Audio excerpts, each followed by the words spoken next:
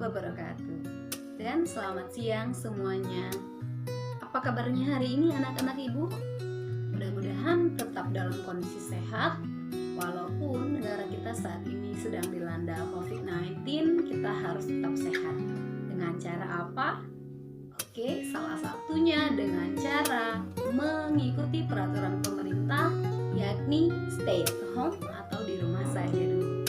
Pada pertemuan kali ini, kita akan membahas tentang konflik sosial.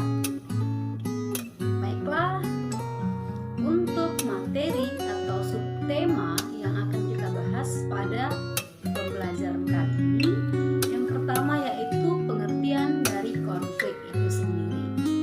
Yang kedua, kita akan membahas tentang faktor penyebab terjadinya konflik.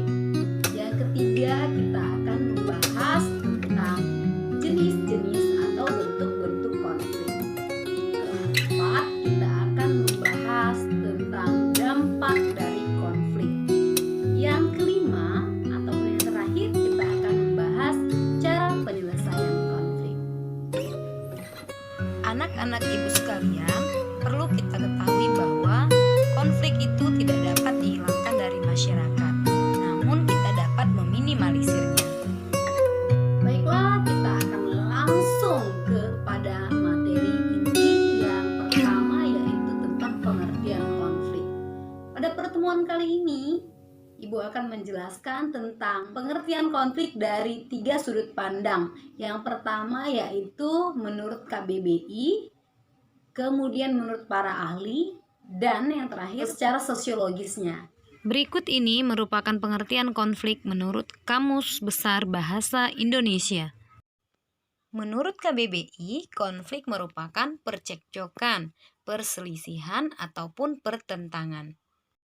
Berikut ini merupakan pengertian konflik menurut para ahli.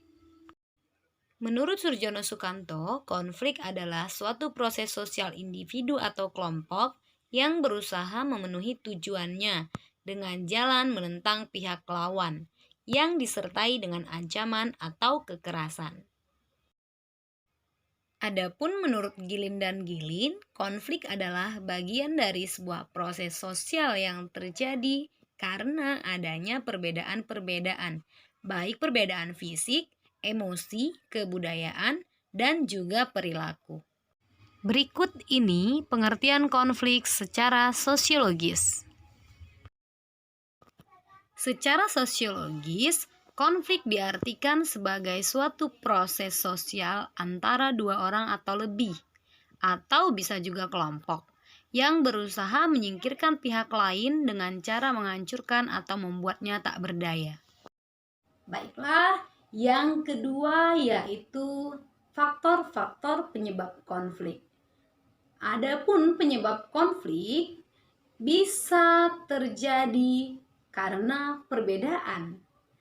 Kita tahu, kita adalah negara yang multicultural atau negara yang majemuk. Kita ini berbeda-beda. Bahkan semboyan kita pun Bhinneka Tunggal Ika, berbeda-beda tapi tetap satu jua. Jika kita tidak dapat memberikan toleransi kepada suatu perbedaan, maka yang terjadi adalah konflik.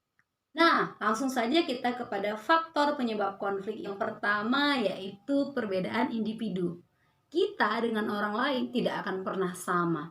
Kita pasti berbeda. Yang kedua yaitu perbedaan kepentingan. Setiap orang memiliki kepentingannya masing-masing. Betul tidak? Betul ya. Apabila kepentingan dari masing-masing orang tidak terlaksana, maka konfliklah yang akan terjadi. Yang ketiga yaitu perbedaan kebudayaan. Baiklah anak-anak ibu sekalian, kita beragam kebudayaan. Contohnya ada budaya Batak, Minang, Sunda, Jawa, dan lain sebagainya. Nah, perbedaan kebudayaan ini sangat mudah untuk memicu konflik. Adapun yang terakhir yaitu perubahan sosial secara cepat yang juga berbeda-beda, yang tidak bisa diterima oleh masyarakat sehingga terjadilah konflik begitu. Kemudian kita akan membahas tentang bentuk-bentuk atau jenis-jenis konflik.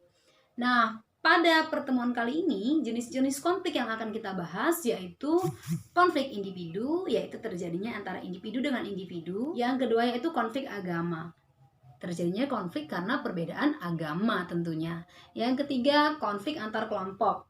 Kemudian konflik antar bangsa, antar golongan, konflik antar suku, kemudian juga antar ras, dan juga konflik internasional dan konflik politik. Yang terakhir kita akan membahas tentang cara penyelesaian konflik atau yang biasa disebut dengan akomodasi. Adapun jenis-jenis akomodasi bisa terdiri dari gencatan senjata, mediasi, arbitrasi, konsiliasi, adjudikasi, dan lain sebagainya. Sekian pertemuan kita kali ini. Sampai jumpa pada video selanjutnya. Tetap belajar, tetap sehat, tetap semangat. Kita atasi wabah COVID dengan tenang sehingga kita bisa belajar seperti biasanya di dalam kelas, bertemu langsung secara face to face. Salam rindu untuk kalian. Assalamualaikum warahmatullahi wabarakatuh.